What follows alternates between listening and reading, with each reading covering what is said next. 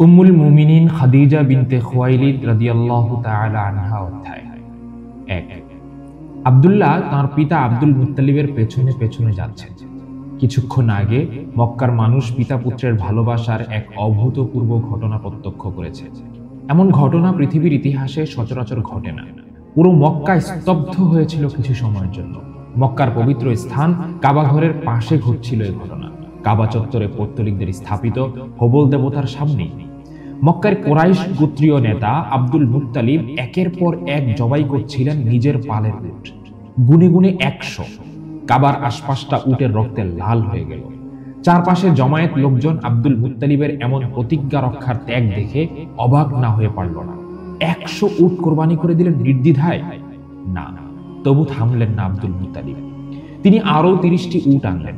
হবল দেবতার হাতে রাখা ভাগ্য নির্বাচনের তীর উত্তোলন করলেন। আবার ৩বারই পুত্র আব্দুল্লাহর নাম বাদ দিয়ে উটের নাম নির্বাচিত হলো। প্রতিবার তীর উত্তোলনের বিনিময়ে ১০টি করে উট কোরবানি করে দিলেন। একে একে ৩০টি, গুনে গুনে সর্বমোট ১৩০টি। এরপর পুত্র আব্দুল্লাহর হাত ধরে তাকে নিয়ে সামনে এগিয়ে গেলেন। আব্দুল মুত্তালিব, কুরাইশ গোত্রের এ অবিসংবাদিত নেতা, কিছুদিন আগে এক অভিনব উদ্যোগ গ্রহণ করে পুরো মক্কা তো বটেই, পুরো আরবের সম্মান আদায় করে নিয়েছেন। স্বপ্নে প্রত্যাদিষ্ট হয়ে তিনি নতুন করে খনন করেন জমজম কূপ। নবী ইসমাইল আলাইহিস সালামের পদাঘাতে প্রায় ৩০০০ বছর আগে যে কূপের ধারা প্রবাহিত হয়েছিল কাবার প্রান্তরে, কালের বিবর্তনে সে কূপ এক সময় লুপ্ত হয়ে যায় মরুর বালিয়াড়ির নিচে। স্বপ্নে প্রত্যাদিষ্ট হয়ে তিনি নির্দিষ্ট স্থান খনন করে আবার সে কূপ মানুষের জন্য উন্মোচন করে দেন। জমজম কূপের সুমিষ্ট সুপেয় পানি পেয়ে মক্কার মানুষজন আব্দুল মুত্তালিবের কৃতজ্ঞতা জ্ঞাপন করে। এই ঘটনার পর পুরো মক্কা অঞ্চলে তিনি অবিসংবাদিত নেতা হিসেবে বরিত হন। কিন্তু কূপ খননের এ কর্মযোগ্য সমাধা করা খুব একটা সহজ ছিল না তার জন্য। কূপ খননকালে নানা বাধার সম্মুখীন হন তিনি। মক্কা ও পার্শ্ববর্তী অঞ্চলের কয়েকজন গোত্রপতি দাবি করেন, যেহেতু কাবাঘরের মালিকানায় তারাও সমান হকদার, সুতরাং এ কূপের মালিকানায় তাদেরও অংশীদার করতে হবে। আব্দুল মুত্তালিব স্পষ্ট জানিয়ে দেন, তিনি স্বপ্নাদিষ্ট এ কূপের মালিকানায় কাউকে অংশীদার করবেন না। তিনি নিজে স্বপ্নাদিষ্ট হয়েছেন বিধায় এর মালিকানা এককভাবে তার নিজস্ব। এই নিয়ে উভয় পক্ষে বিবাদ ঘনিয়ে ওঠে।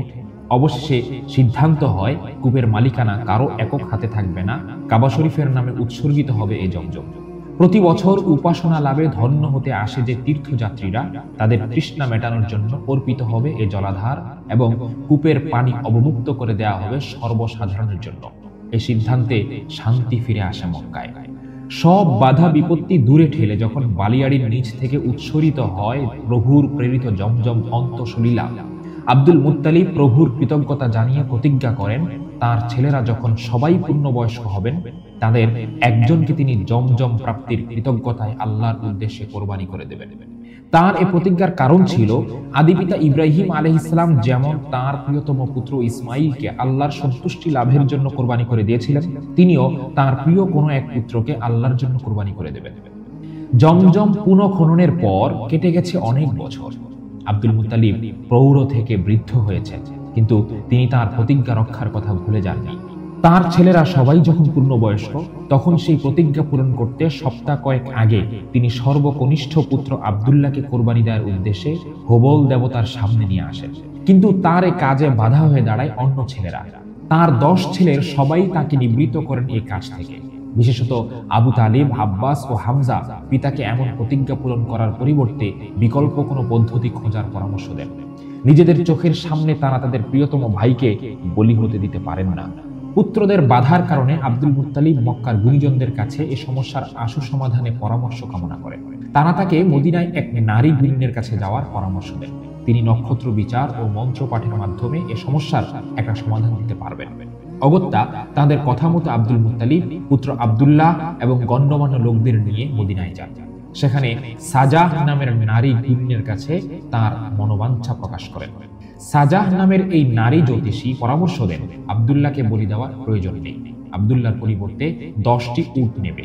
10টি উট এবং আব্দুল্লাহর নাম আলাদা আলাদা তীরের মাথায় লিখে তা হবল দেবতার হাতে স্থাপিত ভাগ্য নির্বাচন পাত্রে রাখতে হবে।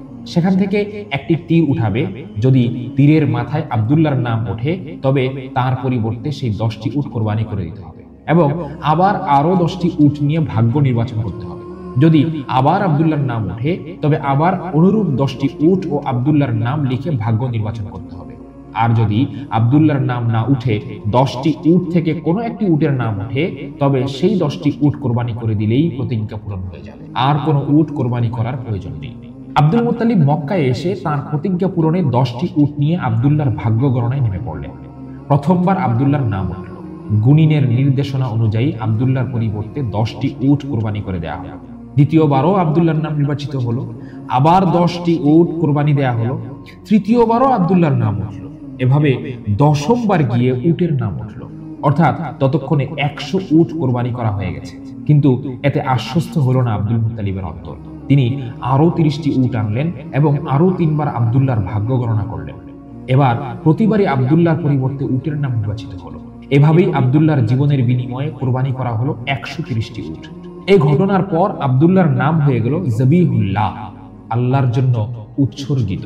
কোরবানির এই ঘটনার কিছুক্ষণ পর যখন আব্দুল্লাহকে নিয়ে তার পিতা আব্দুল মুত্তালিব কাবা চত্বর থেকে বেরোতে যাবেন, ঠিক তখন এক নারীকে দেখা গেল চত্বরের পাশে।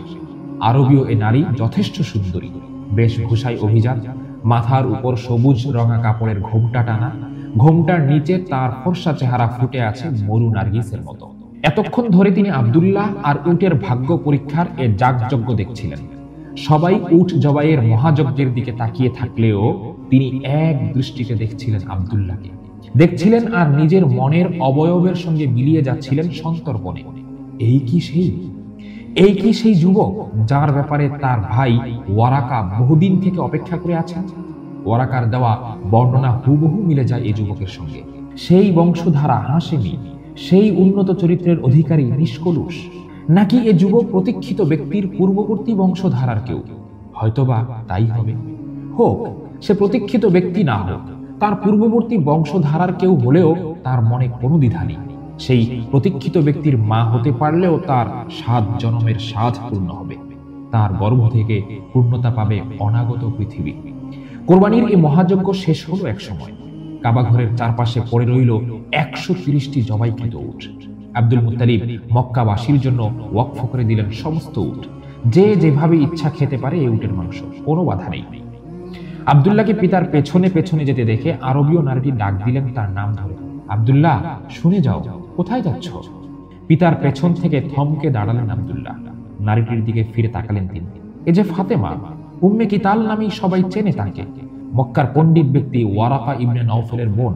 তিনি তাকে এভাবে ডাকছেন কেন? তিনি এগিয়ে এলেন উম্মে কিতালের দিকে। উম্মে কিতাল তার ভাই ওয়ারাকার মতোই গভীর জ্ঞান ও প্রজ্ঞার অধিকারী। পুরো আরবে অল্প যে কজন নারী তাওরাত ও ইনজিলে যথেষ্ট বুৎপত্তি অর্জন করেছেন, তিনি তাঁদের একজন। ভাইয়ের তত্ত্বাবধানে থেকে তিনিও বুঝতে পেরেছিলেন শেষ নবীর আগমন সন্নিকটে এবং সেই নবীর আগমন ঘটবে এই মক্কা বা আশপাশের কোনো আরব ভূমিতে। সেদিন থেকে উম্মে কিতাল অপেক্ষায় আছেন কোনোভাবে যদি সেই ব্যক্তির সান্নিধ্যে নিজের জীবন জড়িয়ে নেওয়া যায়। আজ আব্দুল্লাহকে দেখে তার অবয়বের সঙ্গে কোথায় যেন সেই প্রতীক্ষিত নবীর অবয়বের মিল খুঁজে পাচ্ছিলেন তিনি। তাই আর দেরি করলেন না। আব্দুল্লাহ কাছে আসতেই তাকে ডেকে বললেন, কোথায় যাচ্ছ আব্দুল্লাহ? আব্দুল্লাহ উম্মে কিতালের কাছে এসে বললেন, আমি তো পিতার সঙ্গে যাচ্ছি, তিনি কোথায় যাবেন কে জানে। উম্মে কিতাল কোনো ভনিতায় গেলেন না, কোনো ধরনের লুকোছাপার আশ্রয় নিলেন না। সরাসরি প্রস্তাব দিলেন, যদি এই মুহূর্তে তুমি আমাকে বিয়ে করতে সম্মত হও তবে তোমার পিতা তোমার নামে যতগুলো উট কোরবানি করেছেন আমি তোমাকে সে পরিমাণ উট উপহার দেব। বলো তুমি কি রাজি আছো? উম্মে কিতালের এমন সরাসরি প্রস্তাব শুনে আব্দুল্লাহ হকচকিয়ে গেলেন, খানিকটা বিব্রত বোধ করলেন। কি জবাব দেবেন বুঝতে পারলেন না, শুধু বললেন, আমি এখন পিতার সঙ্গে যাচ্ছি, এ ব্যাপারে আমার নিজস্ব কোনো মতামত নেই, পিতা যা বলবেন আমি সেটাই মেনে নেব। উম্মে কিতাল বিষয়টি আব্দুল্লাহকে আরেকবার ভেবে দেখার কথা বললেন, কিন্তু আব্দুল্লাহ পিতার অনুমতি ছাড়া কোনো মতামত ব্যক্ত করতে পারবেন না বলে উম্মে কিতালের কাছ থেকে বিদায় নিয়ে নিজের পথ ধরলেন। পেছন থেকে উম্মে কিতাল তাঁর পথপানে চেয়ে রইলেন। তার মনে হচ্ছে তিনি হিরণ্ময় কিছু একটা হারিয়ে ফেলছেন প্রতি মুহূর্তে। জীবনের এক প্রতীক্ষিত আলোক ধারা থেকে ক্রমশ দূরে সরে যাচ্ছেন, হেরে যাচ্ছেন অমূল্য এক পার্থিব ও পারলৌকিক বিভূতি থেকে। তিনি অনুধাবন করতে পারছিলেন আজ তাঁর জীবনের সবচেয়ে বড় পরাজয়। 2. দ্বিপ্রহর, মক্কা নগরী। লোকটির পরনের বেশভূষা বেশ অদ্ভুত ধরনের। গায়ে লম্বা আলখাল্লা, বহু ব্যবহারে মলিন হয়ে গেছে। মাথায় একটা সাদা রুমাল জড়ানো, সেটাও বেশ পুরনো। গলার দুপাশ দিয়ে নেমে এসেছে একটি উত্তরীয়, সেটার রং খানিকটা তামাটে। লোকটি বয়স্ক, চেহারায় রাজ্যের বলিরেখার ছাপ। তবে বিশেষভাবে লক্ষণীয় তার চোখ দুটো, অস্বাভাবিক রকমের চকচক করছে চোখ জোড়া। বৃদ্ধ লোকটি হাঁটছেন একটি লাঠি হাতে। যদিও তাকে দেখে বোঝা যাচ্ছে তিনি লাঠি ছাড়া হাঁটতে পারেন, তবু তিনি লাঠিটা ডান হাতে ধরে হেঁটে যাচ্ছেন মক্কার পথ ধরে। লোকটি সম্ভবত ইহুদি। ধর্মপ্রাণ বয়স্ক ইহুদিরা এ ধরনের লাঠি হাতে চলাফেরা করেন। লাঠি তাদের ধর্মের অন্যতম নিদর্শন। তাদের নবী মুসার জ্যেষ্ঠীর সঙ্গে সাযুজ্য রাখতে তারা এমন লাঠি ব্যবহার করেন। লোকটি মাথা নিচু করে হাঁটছেন। হাঁটার সময় এদিক সেদিক খুব একটা তাকাচ্ছেন না। তার বেশভূষা আর চালচলন দেখে বোঝা যাচ্ছে তিনি কোনো ব্যবসায়ী নন। এ সময়টা যদিও ব্যবসার জন্য অনুকূল নয়, তবু অনেক দূরান্তের ব্যবসায়ী পণ্য বিক্রি করতে এ সময় মক্কায় আসেন। তাছাড়া এখন হজের মৌসুম নয়। হজের মৌসুমে দারুণ বাজার বসে কাবার আশপাশটায়। পুরো মক্কা তখন সরব হয়ে ওঠে তীর্থযাত্রী আর ব্যবসায়ীদের আনাগোনায়। মক্কায় এখন ছোটখাটো একটা অর্চনার সময়। এই অর্চনা শুধু নারীদের জন্য। বিশেষ এ সময়টায় নারীরা তাওয়াফ করে কাবা ঘর। অনেক সময় দেখা যায় কোনো কোনো কুসংস্কারাচ্ছন্ন বেদুইন গোত্রের মেয়েরা নগ্ন হয়ে তাওয়াফ করে প্রতিমা সজ্জিত কাবা। তাদের সঙ্গ দেয় তাদের স্বামী বা প্রেমিক কোনো পুরুষ।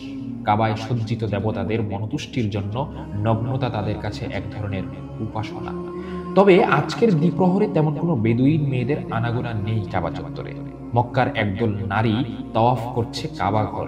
তাদের মধ্যে পূর্ণ বয়স্ক নারীরা যেমন রয়েছে, তেমনি রয়েছে কিশোরী ও অনুরাগ তরুণীরাও। কাবা ঘরে স্থাপিত লাত, মানাত, উজ্জা, হুবল দেবতার নামে তারা স্তুতি গীত গেয়ে নিজেদের সমর্পিত হৃদয়ের ভালোবাসা জানাচ্ছে। নিজেদের মনোবাসনা দেবতাদের চরণতলে ভক্তি সহকারে অর্পণ করছে। তাদের মুখে গীত, চোখ অশ্রু সজল, হৃদয় বিগলিত। ঠিক এ সময় বৃদ্ধ লোকটি এলেন কাবা চত্বরে। কাবার চারপাশে তাওয়াফরত নারীদের দেখে তার চোখ দুটোতে কি যেন এক চমক খেলে গেল। চত্বরের পাশে একটি উঁচু বেদিতে গিয়ে দাঁড়ালেন তিনি। পরখ করতে লাগলেন তাওয়াফরত নারীদের চলার গতি। নারীদের দলটি তার কাছাকাছি আসতেই তিনি তাদের মনোযোগ আকর্ষণের জন্য জোরে হাঁক দিলেন, হে মক্কার নারীরা। নারীদের দলটি বৃদ্ধের বাঁচখাই আহ্বানে সচকিত হলো। তাওয়াফের সময় সাধারণত এভাবে কেউ কাউকে আহ্বান করে না। তারা তাওয়াফ থামিয়ে বৃদ্ধ লোকটির দিকে তাকালো। কে এই লোক? তাকে তো মক্কার লোক বলে মনে হচ্ছে না। কেউ তাকে কখনো দেখেছে বলেও মনে করতে পারছে না। একজন বৃদ্ধ আগন্তুক কি বলতে চান মক্কার নারীদের? নারীদের দলটিকে সচকিত হতে দেখে বৃদ্ধ বলতে শুরু করলেন, আমি তোমাদের এক সুসংবাদ দিচ্ছি, শুনে রাখো, নিঃসন্দেহে তোমাদের এ মক্কা নগরীতে একজন নবী আবির্ভূত হবেন। তার নাম হবে আহমদ। তোমাদের মধ্যে যার সৌভাগ্য হয়, দ্বিধাহীন চিত্তে সেই নবীর স্ত্রী হয়ে যেও। মক্কার নারী দলটি দারুণ বিরক্ত হলো বৃদ্ধের এমন কথায়। বলা নেই কওয়া নেই, কোথা থেকে এক উড়নচণ্ডী বুড়ো এসে বলে গেল এ নগরীতে নবী আসবে। মক্কার নারীরা যেন তার স্ত্রী হওয়ার সৌভাগ্য লাভে ধন্য হয়। কি সব আবোল তাবোল কথাবার্তা! আমরা আমাদের দেবতাদের ভালোবাসি, তাদের সম্মান করি, তাদের উপাসনা করি। আমরা কেন আমাদের দেবতাদের ছেড়ে কোনো নবীর কথা শুনতে যাব? কে এই বৃদ্ধ? মাতাল নাকি বিকারগ্রস্ত কোনো লোক? তাওয়াফের মাঝে এসে এমন উদ্ভট কথা বলার সাহস সে পেল কোথায়? কেউ কেউ পায়ের কাছ থেকে কয়েকটি নুড়ি উঠিয়ে ছুঁড়ে মারল বৃদ্ধের দিকে। মুখে গালমন্দের তুবড়ি ছুটিয়ে তেড়ে এলো কয়েকজন। কেউ কেউ আঁচলের তল থেকে বের করলো ধারালো খঞ্জর। দেব নাকি লোকটাকে এফোর ফোর করে? নারীদের এমন রুদ্রমূর্তি দেখে বৃদ্ধ লোকটি সেখানে আর বেশিক্ষণ রইলেন না।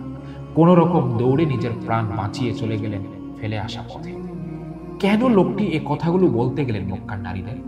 যারা ধর্মের নামে পূজা করে শত দেবদেবীর, যারা কাবার সামনে উলঙ্গ হয়ে উপাসনা করে মানাতের, যারা হোবলের নামে বলি দেয় পশু, যারা এক ঈশ্বরের পরিবর্তে কাবা চত্বরে বসিয়েছে ৩৬০টি দেবমূর্তি, আগন্তুক বৃদ্ধ কেন এই অন্ধকারাচ্ছন্ন নগরীর নারীদের শোনাতে গেলেন এক অনাগত নবী আগমনের ভবিষ্যৎবাণী? তমসার এ ঘোর আধারে কোন নারী কি কামনা করে এক বিন্দু ঐশ্বরিক আলোক বিভা? তাদের মধ্যে কেউ কি আছে যে আল্লাহর পক্ষ থেকে প্রেরিত কোনো এক নবীর আগমনে অপেক্ষমান? কাবার পাশে একটি বাড়ির ছায়ায় বসেছিলেন এক নারী। দীর্ঘকায়, উজ্জ্বল মুখাবয়ব, রক্তিম অধর, চেহারায় আভিজাত্যের ছাপ। বয়স ৩০-এর কোঠায়। যৌবনের লালিমা এখনো ঢাকা পড়েনি তার বয়স ও আভিজাত্যের আড়ালে। এ নারীর নাম খাদিজা, খাদিজা বিনতে খুয়াইলিদ। মক্কার লোকেরা তাকে তাহিরা নামে ডাকে, কারণ তার চরিত্র যেমন নিষ্কলুষ তেমনি পবিত্র তার জীবনাপেক্ষ। তিনি কখনো মূর্তি পূজা করেন না, কাবার তাওয়াফে কখনো এলে কেবল অদৃশ্য একক সত্তার আরাধনা করেন। আজও তিনি অন্য নারীদের সঙ্গে তাওয়াফে অংশ নেননি। তার কয়েকজন স্বজন বান্ধবী উপাসনায় মগ্ন। তিনি তাদের অপেক্ষায় বসেছিলেন কাবার পাশে। এমন সময় শুনলেন বৃদ্ধের আগমনী আহ্বান। শোনার সঙ্গে সঙ্গে তার অন্তর্মহলে শুরু হলো এক অভাবনীয় ভাঙচুর। একজন নবী আসবেন এ মক্কা নগরীতে, তার বধূ হবেন এ নগরীর কোনো এক নারী। কে হবেন সেই সৌভাগ্যবতী? বৃদ্ধের কথায় অন্য নারীরা হাসাহাসি করলেও খাদিজা হাসতে পারলেন না। তার ভেতরে তৈরি হতে লাগলো এক তীব্র হাহাকার, যে হাহাকার আজ থেকে বহুদিন আগে তৈরি হয়েছিল তার চাচাতো বোন উম্মে কিতালের হৃদয় অন্তঃপুরে। একজন নবীর আগমনের অপেক্ষায় ছিলেন তিনিও, কিন্তু ভাগ্য তার সহায় হয়নি। এবার তার ভাগ্যে কি হবে সেই নবীর চরণতলে এক বিন্দু ভালোবাসার নজরানা পেশ করার? এবার তার ভাগ্যে কি হবে সেই নবীর চরণতলে এক বিন্দু ভালোবাসার নজরানা পেশ করার? খাদিজার হৃদয় ব্যথায় কুঁকড়ে গেল। নবীর সহধর্মিনী না হোক, অন্তত জীবদ্দশায় কি একবার দেখতে পারবেন ঐশী বিভায় আলোকিত সেই চন্দ্রমহিম মুখাবয়? চাচাতো ভাই ওয়ারাকার মুখে যেদিন প্রথম শুনেছেন শেষ নবী আগমনের সুসংবাদ, অত্যাসন্ন তাঁর মহাকাল, সেদিন থেকে হৃদয়ের ছোট্ট মণিকোঠায় সেই নবীর জন্য সাজিয়ে রেখেছেন ভালোবাসার ফুলের বাগিচা। নবী কি কখনো হাঁটবেন সে বাগিচার ফুল মারিয়ে? খাদিজা আর কিছু ভাবতে পারলেন না। কাবার পাশ থেকে উঠে গেলেন, একা একা হাঁটতে লাগলেন ওয়ারাকা ইবনে নওফেলের বাড়ির দিকে। মক্কার আল আজিয়াদ মহল্লায় ওয়ারাকা ইবনে নওফেলের বাড়ি। খাদিজার বাড়িও এ মহল্লায়। অবশ্য তার দাদা আসাদ ইবনে উজ্জার একটি বাড়ি রয়েছে ঠিক কাবা ঘরের পাশে।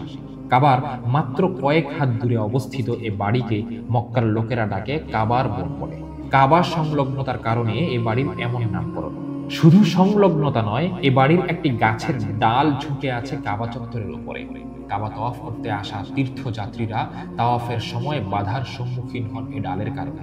হাজিদের সুবিধার্থে ওমর ইবনে খাত্তাব রাদিয়াল্লাহু আনহু এ ডালটি কেটে ফেলেন, বিনিময়ে বাড়িওয়ালাকে একটি গরু প্রদান করেন।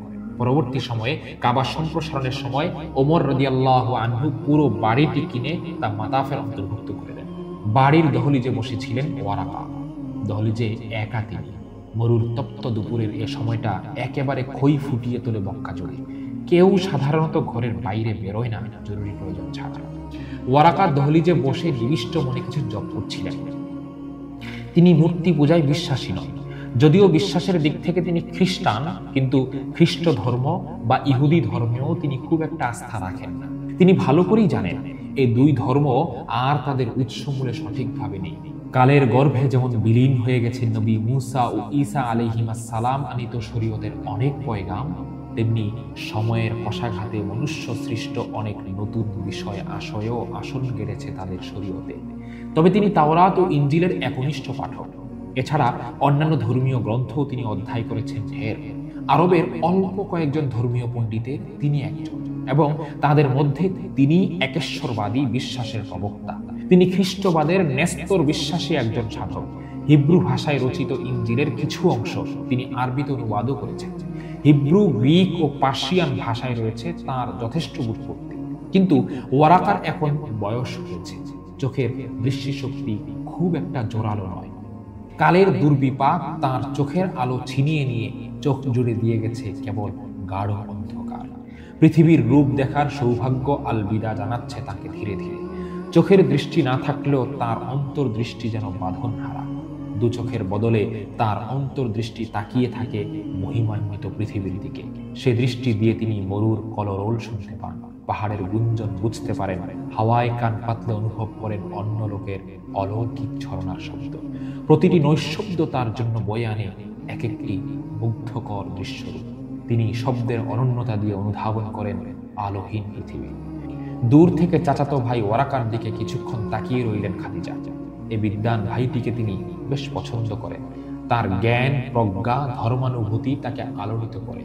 তার বিজ্ঞদর্শিতা দেখলে মুহূর্তে শ্রদ্ধায় মাথা নিয়ে আসে। এ কারণে ওয়ারাকা খাদিজার কেবল ভাই নন, তিনি হয়ে উঠেছেন তার সবচেয়ে বিশ্বস্ত বন্ধু এবং অভিভাবক। এমন বন্ধু যার কাছে খুলে বলা যায় হৃদয়ের সকল অভিলাষ, আশা ও বেদনার কাহিনী কাব্য। তাই যখনই কোনো প্রয়োজন পড়ে খাদিজা পরামর্শের জন্য সবার আগে চলে আসেন ওয়ারাকার কাছে। জনহিতৈষী অনেক কাজে ওয়ারাকা সাহায্য করে থাকেন খাদিজাকে। এমনিতে খাদিজা অনেক বড় ব্যবসায়ী, তার সম্পদও প্রচুর, কিন্তু তিনি শুধু একজন ব্যবসায়ী হিসেবে নিজেকে পরিচিত করেন না, সমাজের অনেক উন্নয়নমূলক কাজেও তিনি উদারহস্ত। বিশেষত আরবে কন্যা সন্তানদের অবজ্ঞা করার বিষয়টি অত্যন্ত ভয়াবহ আকার ধারণ করেছে। অনেক উন্নাসিক আরব নিজের স্ত্রীর গর্ভে কন্যা সন্তান জন্মের সংবাদ শুনলে সঙ্গে সঙ্গে নবজাতিকাকে আতুর ঘরে হত্যা করে ফেলে, কিংবা কিছুদিন পর শিশু অবস্থায় তাকে জীবন্ত মাটিতে পুঁতে ফেলে।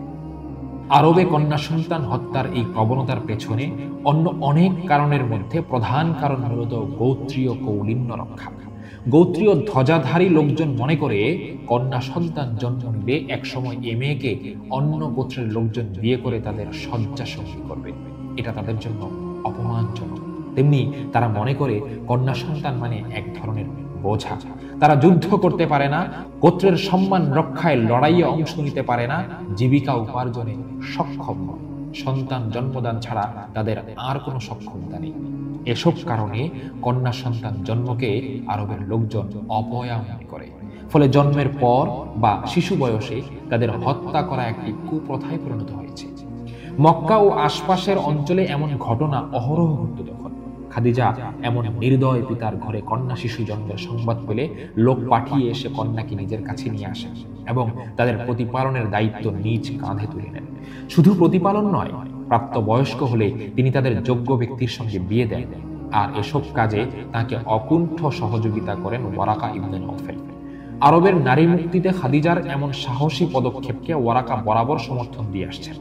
মক্কার কুরাইশ নেতাদের ভ্রুকুটি থেকে নিজের বোনকে সযত্নে সুরক্ষা করেন তিনি। পণ্ডিত ব্যক্তি বলে পারতপক্ষে তার কথার অবাধ্য হওয়ার সাহস করে নাকি। ওয়ারাকাও পছন্দ করেন খাদিজাকে। শুধু যে তার যশস্বী খ্যাতি ও বৈভবের প্রাচুর্য রয়েছে এজন্য নয়, তিনি পছন্দ করেন তার ধৈর্যের স্নিগ্ধতা ও ধর্মীয় জ্ঞানের প্রতি প্রবল অনুসন্ধিৎসার জন্য। এ কারণে খাদিজার দ্বিতীয় স্বামী মারা যাওয়ার পর তিনি তাকে বিয়ের প্রস্তাবও দিয়েছিলেন, কিন্তু খাদিজা তার চাচাতো ভাইয়ের প্রস্তাব হেসেই উড়িয়ে দিয়েছিলেন। তিনি যেন মনে মনে প্রতিজ্ঞা করে ফেলেছেন, হয়তো সেই অনাগত তিনি, নয়তো কেউ নয়। খাদিজা বাড়ির আঙ্গিনায় ঢুকতেই সচকিত হয়ে উঠলেন ওয়ারাকা। বাতাসের ঢেউ তার ষষ্ঠ ইন্দ্রিয়ে কিছু একটা বলে গেল। তিনি বলে উঠলেন, কে? খাদিজা। খাদিজা ধীর পায়ে ভাইয়ের কাছে এসে বসলেন, মাথা নেড়ে জবাব দিলেন, হ্যাঁ আমি। খাদিজার আগমনে খুশি হয়ে উঠল ওয়ারাকার মুখ। সহাস্যে বললেন, আমার কেন যেন মনে হচ্ছিল আজ তুমি আসবে। খাদিজা টিপ্পনি কেটে জবাব দিলেন, সে তো আপনি জানবেনই, আপনি যে ভবিষ্যৎ বক্তা। খাদিজার কথায় মাথা নেড়ে অস্বীকৃতি জানালেন ওয়ারাকা। না খাদিজা, আমি কখনো কোনো ভবিষ্যৎবাণী করি না, আর আমি ভবিষ্যৎ বক্তাও নই। আমি কেবল সেসব কথাই তোমাকে বলি যা আমি পূর্বেকার বিভিন্ন ধর্মীয় গ্রন্থে পাঠ করেছি, যা আমি বিভিন্ন ধর্মের সত্যানুসন্ধানী পুরোহিতদের থেকে শ্রবণ করেছি। আমি গুণী নই, জ্যোতিষীও নই, তবে নক্ষত্র বিষয়ে আমার জ্ঞান রয়েছে, যেমন জ্ঞান রয়েছে প্রাচীন শিলালিপি আর ঐতিহাসিক নিদর্শন বিষয়ে। হয়তো কিছু প্রজ্ঞাপ্রাপ্ত হয়েছি মানুষের স্বপ্ন ও তার ব্যাখ্যাকার হিসেবে। এসবই আমার লব্ধ জ্ঞান, আল্লাহ থেকে প্রদেয় দান মাত্র। ওয়ারাকা কথা বলেন কবিতার মতো, বরাবরই সুললিত প্রজ্ঞা ও জ্ঞানের বিভূতি তাঁর সে কাব্যিক বহিঃপ্রকাশকে আরো বাংময় করে তোলে। খাদিজা মুগ্ধ হয়ে তার কথা শুনছিলেন, কিন্তু পরক্ষণে তার মনে পড়ে গেল কেন তিনি এখানে এসেছেন। বললেন, আজ কাবা চত্বরে এক আশ্চর্য ঘটনা ঘটেছে। ওয়ারাকা মনোযোগী হলেন। তিনি জানেন খাদিজা অনর্থক কোনো কথা বলার জন্য কখনো আসেন। খাদিজা বলতে লাগলেন, কিছুক্ষণ আগে মক্কার কয়েকজন নারী যখন কাবার তওয়াফ করছিল, তখন কোত্থেকে যেন এক বৃদ্ধ লোক এলেন কাবার পাশে, সম্ভবত ইহুদি। পোশাকে আশাকে তাই মনে হলো। তিনি কাবার পাশে এক উঁচু বেদিতে দাঁড়িয়ে হঠাৎ নারীদের উদ্দেশ্য করে বলতে লাগলেন, এ মক্কায় খুব জলদি একজন নবী আসবেন, তোমাদের মধ্যে যার খুশনসিব হয় সে যেন সেই নবীর স্ত্রী হয়ে যায়। আগন্তুক বৃদ্ধের কথা শুনে কেউ কেউ তো হেসে উঠল, আর কয়েকজন তেড়ে গেল লোকটিকে মারতে। নারীদের এমন রুদ্রমূর্তি দেখে লোকটি কোনো রকমে পালিয়ে বাঁচল। কিন্তু লোকটির কথাগুলো শোনার পর পর আমার মনে এলো উম্মে কিতালের কথা।